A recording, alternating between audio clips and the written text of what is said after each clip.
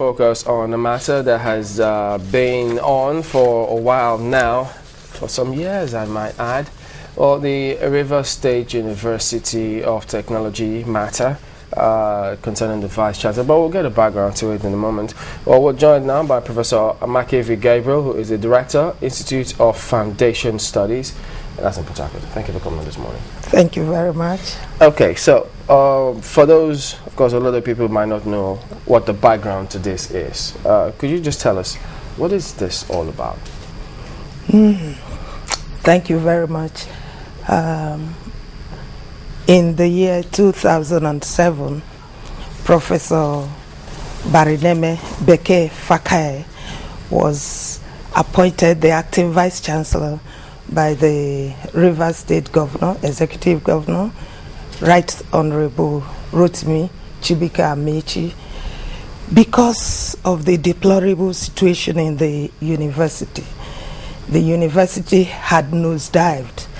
To say that that activities plummeted would be a child's play, but things really nosedived, and the governor himself stated that the university was dead and buried. Consequently, there was need for rescue, and that was why he appointed Professor Fakae on a rescue mission.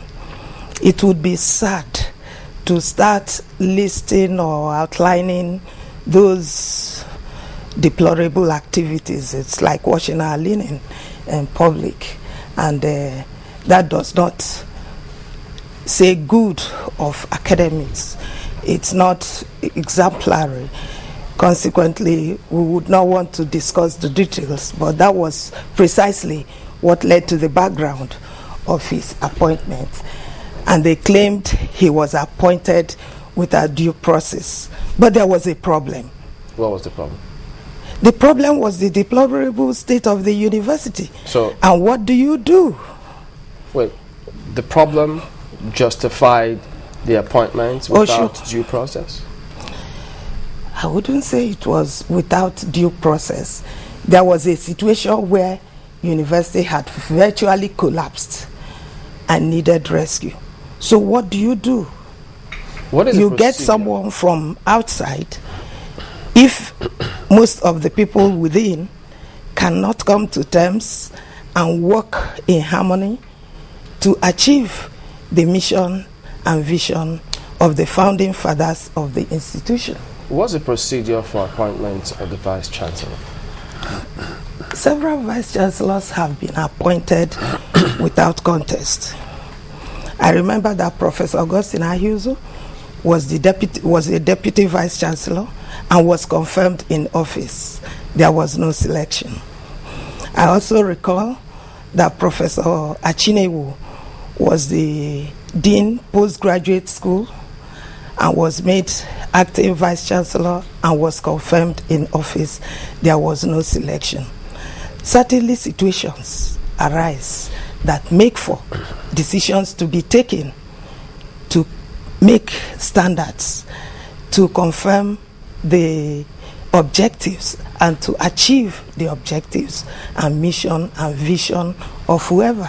Yeah, but yes. You still haven't answered what the procedure is. The legal person will tackle that. You know, from what you've said, I get the view that there is actually supposed to be a selection process, but that in this case it was just an appointment. That's what I'm getting from all the other examples that you're giving. Yes. So in this particular matter, the appointment was said not to have followed due process because there was no selection. Earlier examples didn't have selection process. But that's the proper thing to do. It could be done. You know, I actually wanted us to really break this down. We know already we have a lawyer who is going to talk about some legal matters and all the legal jargons that he would try to break down for everyone to understand. But how does it work? You're a professor at that particular university, so you should understand how it works, how it operates, how they get to nominate and finally bring up the candidate that the governor, who is the visitor of the institution, will finally swear in. So how does it work? Do you have the governing council? Do you have the Senate? Who takes charge of the selection process of any candidate that comes as Vice Chancellor? There was the 9th Governing Council with Professor Chinewu as the Vice Chancellor, and they had their problems.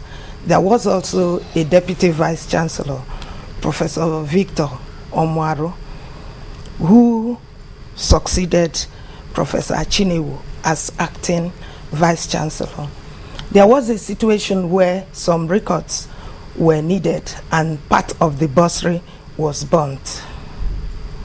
So you see, there had been crisis that culminated to that, which probably pointed to the fact that other parts of the university could be burnt, or some Professor Gabriel, just allow me come in here. So sorry to butt in. Yes. So that was why the executive governor appointed Fakaye. That was how it happened. You have to understand the fundamental before going to. It didn't give time for you to say put in selection in the process. There was an emergency. There was a problem. There was darkness, and there needed to be light. So something must be done in the interim before you go to whatever the statute or the law says. All right. Let's take a little. That's how I want you to appreciate the genesis of his arrival. Okay. Well, let's play this report, and also concerns this matter. Yes, the governor spoke about it some time ago. So just take a look at it. The standard of education in Nigeria has completely not declined, deteriorated. That again brings to the fore the cry of millions of Nigerians about the discouraging state of our education system. Well, Governor Amaechi's frustration is not unconnected with the RSUST strike over the appointment of a Vice Chancellor, which halted academic activities at the Rivers State University of Technology. The Academic Staff Union of Nigerian universities across the country boycotted work in solidarity of what they refer to as arbitrary breach and abuse of procedure by the governor. This step Amaechi found out of place. Let ASU at the federal level concern themselves with issues that have to do with federal universities. If we are practicing federalism, which they teach in the universities, I was taught federalism in the university. I wonder why they teach something different from what they want to practice. What is the business of ASU in Ekiti, for instance, with what happens in the Rivers State University of Science and Technology?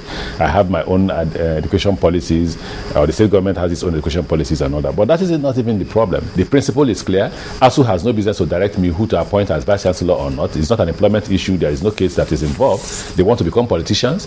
Amaechi is particularly not happy with some of the members of the selection committee who he said put up themselves for nomination for the VC seat. One again will wonder why the VC seat of the university are suddenly now in hot pursuit.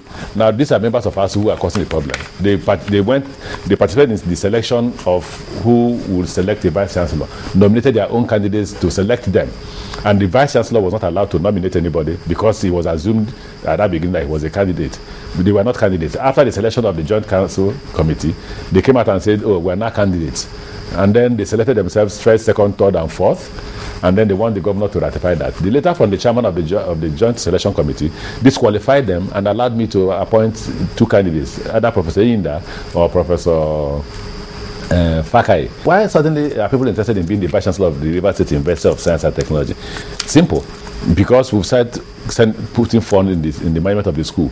And because we've been putting funds in the management of the school now, the issue of who manages the fund, why are we not involved in the management of the fund, why can't we award contract or be awarded the contract? The spotlight is now on Professor Fakaye, whom the governor says he will be appointing as an acting Vice Chancellor.